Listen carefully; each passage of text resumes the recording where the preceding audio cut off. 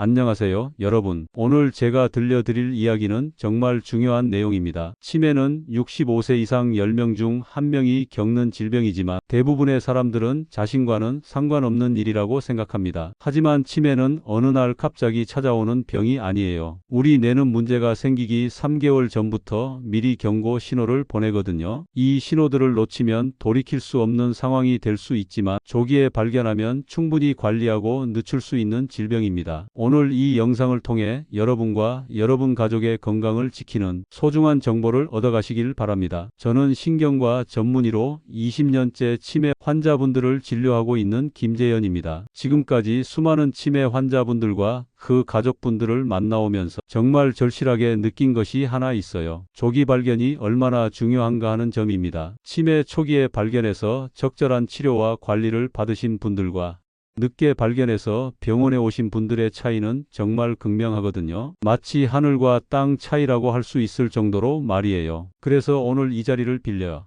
제가 20년간 임상에서 경험한 내용들을 바탕으로 치매가 오기 전 우리 뇌가 보내는 경고 신호들에 대해 자세히 말씀드리려고 합니다. 지금 바로 구독과 좋아요 버튼을 눌러주세요. 또한 영상 끝까지 보시고 여러분과 여러분 가족에게도 올 수 있는 위험 신호를 놓치지 마세요. 그럼 이제 실제 진료실에서 겪은 사례를 통해 치매 전조 증상이 어떻게 나타나는지 말씀드릴게요. 며칠 전 68세 박할머니가 자녀분과 함께 제 진료실에 오셨습니다. 딸분이 말씀하시길 엄마가 3개월 전부터 조금씩 이상하셨어요. 처음에는 단순히 나이 드셔서 그러나 보다 했는데 점점 심해지더라고요. 어떤 증상들이 있었냐고 물어봤더니 이런 이야기를 해주시더라고요. 평소 요리를 정말 잘하시던 엄마가 어느 날부터 냄비를 태우기 시작했어요. 그리고 항상 챙기시던 약도고 며칠 전에는 20년 넘게 다니던 동네 병원 위치를 못 찾으셨어요. 바로 이런 증상들이 치매가 오기 전 우리 뇌가 보내는 경고 신호들입니다. 자, 그럼 이제 구체적으로 치매 3개월 전에 나타나는 전조 증상들을 하나씩 자세히 살펴보겠습니다. 첫 번째, 기억력 저하입니다. 그런데 여기서 중요한 건 단순한 건망증과는 확실히 다르다는 점이에요. 제 환자분 중에 71세 이 할아버지가 계신데요. 처음 오셨을 때 아들분이 이런 말씀을 하셨어요. 아버지가 며칠 전에 제 이름을 깜빡하셨어요. 40년 넘게 불러오던 이름을 말이에요. 일반적인 건망증은 어떤 것일까요? 예를 들어, 열쇠를 어디 뒀더라? 하면서 찾다가 나중에 여기 있네?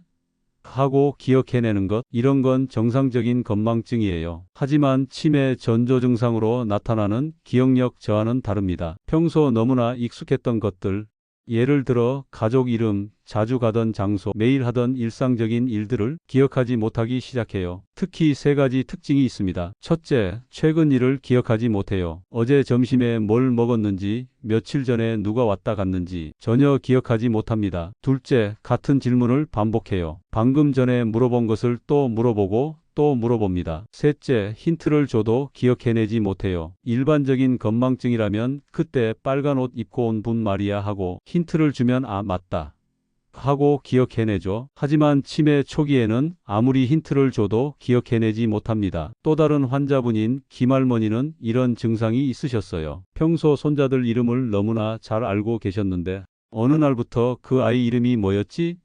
하시면서 계속 물어보시더라고요. 가족들이 처음엔 할머니가 장난치시나 했는데 진짜로 기억하지 못하시는 거였어요. 언어 능력의 변화입니다. 이것도 매우 중요한 신호인데요. 평소 말을 잘하시던 분들이 갑자기 말을 더듬거나 적절한 단어를 찾지 못하게 돼요. 최근에 진료를 받으신 정할아버지는 퇴직 전에 교사셨던 분이에요. 말씀을 정말 조리 있게 잘하시던 분이었는데 부인분이 말씀하시길 요즘 남편이 말하다가 자꾸 멈춰요. 단어가 생각나지 않는다고 하면서요. 치매 전조로 나타나는 언어 문제는 이런 특징들이 있어요. 첫째, 단어 찾기가 어려워집니다. 평소 잘 쓰던 단어들이 갑자기 생각나지 않아요. 그거 말이야 하면서 돌려서 표현하게 되죠. 둘째, 대화의 맥락을 놓치기 시작해요. 여러 사람이 모여서 대화할 때 무슨 이야기를 하고 있는지 따라가지 못하시거나 갑자기 엉뚱한 이야기를 꺼내시기도 해요. 셋째, 복잡한 설명을 이해하기 어려워해요. 예전에는 TV 뉴스나 복잡한 이야기도 잘 이해하셨는데 점점 간단한 내용만 이해하시게 되죠. 특히 주목해야 할 점은 이런 변화가 갑자기 나타나는 게 아니라 서서히 진행된다는 것입니다. 처음에는 가족들도 나이 드셔서 그러나 보다 하고 넘어가기 쉬워요. 하지만 평소 언어 능력이 뛰어나셨던 분이 3개월 동안 지속적으로 이런 변화를 보인다면 반드시 전문의와 상담받아 보시기 바랍니다. 판단력과 문제 해결 능력의 저하입니다. 이건 정말 일상생활에서 쉽게 발견할 수 있는 신호들이에요. 얼마 전에 오신 최할머니의 경우를 말씀드릴게요. 75세이신 분인데 평생 가정을 꾸려오시면서 돈 관리를 정말 잘하셨던 분이에요. 그런데 며느리분이 말씀하시길 어머니가 3개월 전부터 이상한 물건들을 사오기 시작했어요. 같은 반찬통을 10개씩 사온다거나 필요 없는 건강식품을 계속 주문하신다거나 이런 변화들이 바로 판단력 저하의 신호입니다. 평소 똑똑하고 합리적이셨던 분들이 갑자기 이상한 결정들을 내리기 시작하는 거죠. 또 다른 예로는 조할아버지가 계세요. 40년 넘게 운전하신 베테랑 운전자셨는데 가족들이 보니까 최근에 교통법규를 자주 어기시더라고요. 신호등을 무시한다거나 주차를 엉뚱한 곳에 한다거나 평소 법규를 철저히 지키셨던 분이 말이에요. 판단력 저하는 이런 형태로 나타나요. 첫째, 돈 관리에 문제가 생겨요. 필요 없는 물건을 과도하게 구입하거나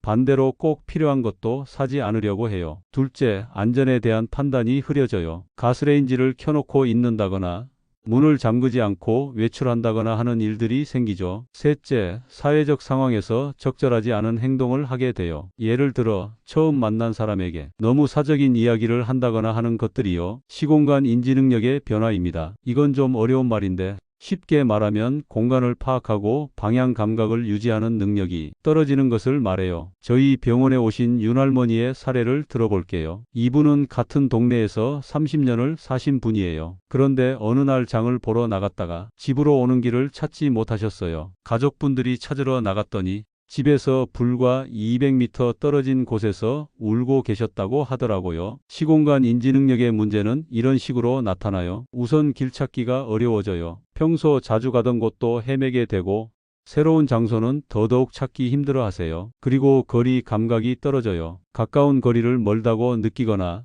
반대로 먼 거리를 가깝다고 착각하기도 해요. 또한 시간 감각도 흐려져요. 아침인지 저녁인지 오늘이 며칠인지 헷갈려 하시게 되죠. 특히 운전을 하시는 분들의 경우 이런 변화가 매우 위험할 수 있어요. 평소 익숙한 길에서 갑자기 길을 잃는다거나 주차할 때 거리 감각을 못 잡아서 사고가 날 뻔한 일들이 생기기도 해요. 성격과 행동의 변화입니다. 이건 가족들이 가장 당황스러워하는 부분 중 하나예요. 며칠 전에 상담받으신 장할아버지의 경우인데요.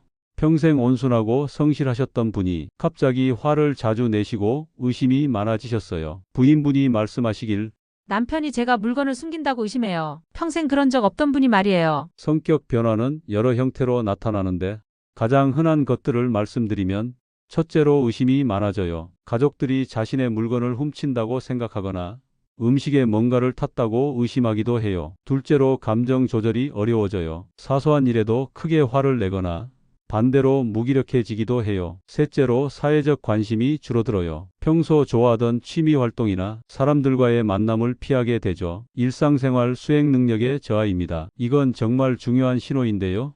평생 해오던 익숙한 일들을 갑자기 못하게 되는 것을 말해요. 얼마 전에 진료받으신 김할머니의 이야기를 들려드릴게요. 이분은 평생 요리를 정말 잘하셨던 분이에요. 특히 김치찌개는 동네에서 소문날 정도였는데 어느 날부터 요리 순서를 헷갈려 하시기 시작했어요. 딸분이 말씀하시길 엄마가 물을 먼저 끓이고 김치를 나중에 넣는다거나 소금을 너무 많이 넣어서 짜기만 한 음식을 만드세요. 또 다른 환자분인 박할아버지는 30년 넘게 같은 은행을 이용하셨던 분인데 어느 날부터 ATM 사용법을 헷갈려 하시기 시작했어요. 평소 너무나 익숙하게 하셨던 일인데 말이에요. 일상생활 수행 능력 저하는 이런 특징들이 있어요. 첫째, 복잡한 일부터 어려워해요. 예를 들어 여러 단계를 거쳐야 하는 요리나 순서가 있는 일들을 못하게 되죠. 둘째, 새로운 기계나 도구 사용이 어려워져요. 스마트폰이나 리모컨 같은 것들을 평소 잘 쓰시던 분도 갑자기 헷갈려 하세요. 셋째, 개인위생 관리가 소홀해져요. 목욕이나 양치질 같은 기본적인 것들도 잊어버리시게 되죠. 특히 주목해야 할 점은 이런 변화가 점진적으로 나타난다는 것입니다. 처음에는 복잡한 일부터 어려워하다가 점점 간단한 일상 업무도 힘들어하게 되거든요. 넷째, 수면 패턴의 변화입니다. 이것도 많은 가족분들이 놓치기 쉬운 신호 중 하나예요. 제 환자분 중에 이할머니라는 분이 계세요. 평생 밤 10시에 주무시고 아침 6시에 일어나시는 규칙적인 생활을 하셨던 분인데 3개월 전부터 갑자기 밤에 잠을 못 이루기 시작하셨어요. 그리고 낮에는 계속 졸려하시고요. 수면 패턴 변화는 여러 형태로 나타나요. 밤에 잠들기 어려워하거나 자꾸 깨시는 분들이 있어요. 반대로 낮에는 깜빡깜빡 졸거나 깊게 주무시는 경우도 있고요. 또한 밤낮이 바뀌는 경우도 있어요. 밤에 활동하시고 낮에 주무시는 식으로 말이에요. 이런 수면 패턴의 변화는 단순히 나이 때문이라고 생각하기 쉬운데 갑작스럽고 지속적인 변화라면 치매 전조 증상일 가능성을 고려해 봐야 해요. 감정 조절의 어려움입니다. 이는 앞서 말씀드린 성격 변화와도 관련이 있는데 좀 더 구체적으로 말씀드릴게요. 최근에 상담받으신 정할아버지는 평생 차분하고 인내심이 강한 분이셨어요. 그런데 며칠 전부터 아주 사소한 일에도 갑자기 화를 내시기 시작했어요. 손자가 TV 소리를 조금 크게 했다고 해서 크게 소리를 지른다거나 음식 맛이 조금 다르다고 해서 화를 내신다거나 하는 일들이 생겼어요. 감정 조절 문제는 여러 방식으로 나타나요. 갑작스럽게 화를 내거나 반대로 아무 이유 없이 우시는 경우도 있어요. 또한 감정의 기복이 심해져서 방금 전까지 웃으시다가 갑자기 슬퍼하시는 경우도 있고요. 무엇보다 이런 감정 변화에 대해 본인도 당황해 하시는 경우가 많아요. 다섯 번째, 사회적 관계의 변화입니다. 평소 사교적이었던 분들이 갑자기 사람들과의 만남을 피하기 시작하는 것을 말해요. 윤할머니의 경우를 말씀드리면 이분은 평생 이웃들과 친하게 지내시고 각종 모임에도 적극적으로 참여하셨던 분이에요. 그런데 3개월 전부터 피곤하다, 몸이 안 좋다는 이유로 모든 약속을 취소하시기 시작했어요. 사회적 관계 변화의 특징을 보면 우선 기존 모임이나 활동에 참여하지 않으려고 해요. 평소 즐겨 하시던 취미 활동이나 종교 활동도 그만두시게 되죠. 또한 새로운 사람들과의 만남을 극도로 꺼려해요. 예전에는 새로운 이웃이 이사 오면 먼저 인사하러 가셨던 분들이 이제는 사람들과의 접촉 자체를 피하려고 하세요. 지금까지 치매의 전조 증상들에 대해 말씀드렸는데요.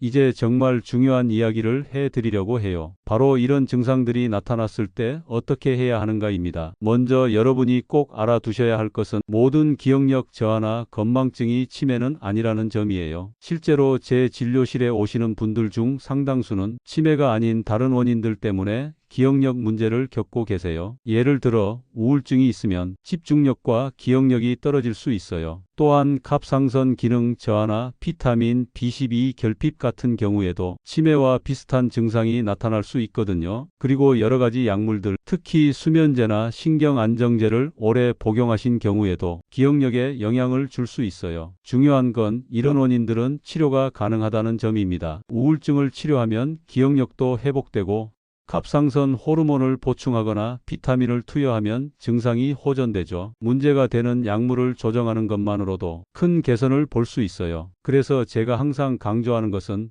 절대로 혼자서 판단하지 마시라는 것입니다. 나이 들어서 그러나 보다 하고 넘어가지 마시고 반드시 전문의와 상담받아 보세요. 그럼 언제 병원에 가야 할까요? 제가 권하는 기준은 이렇습니다. 첫째, 앞서 말씀드린 전조 증상 중 3가지 이상이 3개월 넘게 지속될 때입니다. 하나나 2개 정도는 일시적인 스트레스나 다른 원인 때문일 수 있지만 여러 증상이 동시에 지속된다면 반드시 검사 받아 보셔야 해요. 둘째, 가족들이 명확한 변화를 느낄 때입니다. 본인은 못 느끼시는 경우가 많거든요. 가족들이 예전과 다르다고 느낀다면 그건 정말 중요한 신호예요. 셋째, 일상생활에 지장이 생기기 시작할 때입니다. 단순히 기억력이 조금 떨어지는 정도가 아니라 실제로 생활하는데 문제가 생긴다면 바로 병원에 가셔야 해요. 병원에서는 어떤 검사들을 하게 될까요? 우선 자세한 병력 청취를 해요. 언제부터 어떤 증상들이 있었는지, 가족력은 어떤지, 복용하고 있는 약물은 무엇인지 등을 꼼꼼히 확인하죠. 그 다음에는 인지기능 검사를 합니다. 간단한 질문들을 통해 기억력, 언어 능력, 판단력 등을 평가하는 검사예요. 생각보다 간단하고 부담스럽지 않으니까 걱정하지 마세요. 혈액 검사도 꼭 필요해요. 갑상선 기능,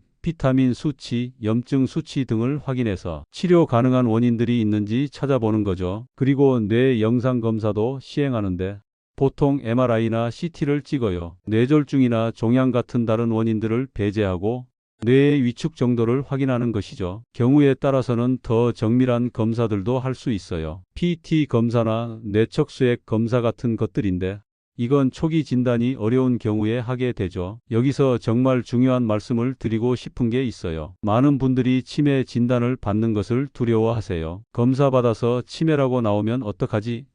하는 걱정 때문에 병원 오는 것을 미루시는 경우가 정말 많거든요. 하지만 이건 정말 잘못된 생각이에요. 치매는 조기에 발견할수록 좋습니다. 왜냐하면 현재 우리가 가지고 있는 치매 치료제들은 병의 진행을 늦추는 효과가 있거든요. 완치는 어렵지만 진행 속도를 확실히 늦출 수 있어요. 실제로 제가 진료하는 환자분들 중에서 초기에 발견해서 치료를 시작한 분들을 보면 정말 큰 차이가 나요. 몇 년이 지나도 일상생활을 거의 정상적으로 유지하시는 분들이 많거든요. 반면에 늦게 오신 분들은 안타깝게도 이미 상당히 진행된 상태라서 치료 효과도 제한적이고 가족들의 부담도 훨씬 클 수밖에 없어요. 그래서 제가 항상 말씀드리는 건 의심되면 일단 와보세요 라는 거예요. 검사에서 아무것도 아니라면 그게 가장 좋은 일이잖아요. 마음 편하게 생활하실 수 있으니까요. 이제 치매 예방과 관리에 대해서 말씀드릴게요. 많은 분들이 치매는 예방할 수 있나요?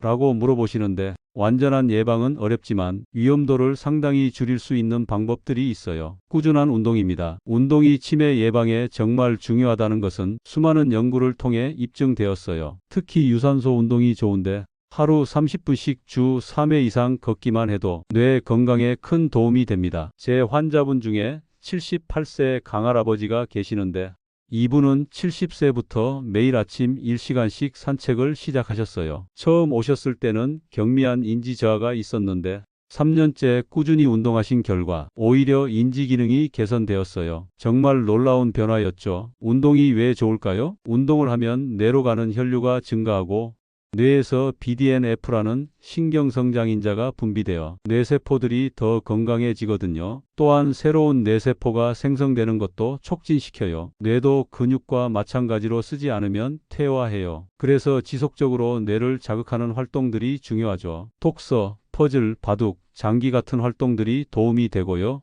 새로운 것을 배우는 것도 정말 좋아요. 요즘에는 60세 이후에 컴퓨터나 스마트폰 사용법을 배우시는 분들이 많은데 이런 것들이 모두 뇌 건강에 도움이 됩니다. 제 환자분 중에 72세에 영어를 배우기 시작하신 분이 계세요. 처음에는 이 나이에 영어를 배워서 뭐 하나 하셨는데 2년째 배우고 계시면서 기억력이 오히려 좋아지셨어요. 새로운 언어를 배우는 것이 뇌에 강력한 자극을 주거든요. 다음은 사회적 관계 유지입니다. 사람들과의 만남과 대화가 뇌 건강에 미치는 영향을 많은 분들이 과소평가하시는데 실제로는 매우 중요해요. 외로움과 고립은 치매 위험을 크게 높입니다. 반대로 활발한 사회 활동을 유지하시는 분들은 인지 기능이 훨씬 오래 보존되어요. 가족들과의 대화, 친구들과의 모임, 종교 활동, 자원봉사 등 어떤 형태든 사람들과 소통하는 활동을 지속하시는 것이 중요해요. 다음은 건강한 식습관이 중요합니다. 지중해식 식단이 치매 예방에 좋다는 연구 결과들이 많이 나와 있어요. 생선, 견과류, 올리브오일, 신선한 채소와 과일을 많이 드시고 가공식품과 당분이 많은 음식은 줄이시는 것이 좋아요. 특히 오메가3 지방산이 풍부한 생선을 주 2회 이상 드시는 것을 권해드려요. 고등어, 삼치, 연어 같은 생선들이 뇌 건강에 정말 좋거든요. 다섯 번째는 충분한 수면입니다. 수면 중에 뇌에서는 독소들이 제거되고 기억이 정리되는 중요한 과정들이 일어나요. 하루 7, 8시간의 규칙적인 수면이 치매 예방에 꼭 필요해요. 수면 무호흡증이 있으시다면 반드시 치료받으셔야 해요. 수면 무호흡증은 뇌의 산소 공급을 방해해서 치매 위험을 높이거든요. 여섯 번째는 만성질환 관리입니다. 고혈압, 당뇨병, 고지혈증 같은 질환들이 제대로 관리되지 않으면 혈관성 치매의 위험이 높아져요. 정기적인 검진을 받으시고 처방받은 약물을 꾸준히 복용하시는 것이 중요해요. 다음은 스트레스 관리입니다. 만성적인 스트레스는 뇌에 해로운 호르몬인 코르티솔을 지속적으로 분비시켜서 기억을 담당하는 해마라는 뇌 부위를 손상시킬 수 있어요. 명상, 요가, 취미 활동 등을 통해 스트레스를 관리하시는 것이 중요하고요.